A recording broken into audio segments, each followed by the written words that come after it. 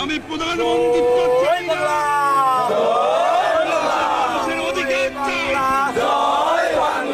সাত কোটি মানুষকে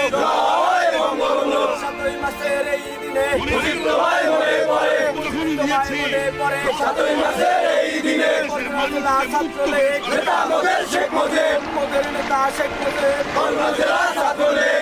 আমাদের মুক্তির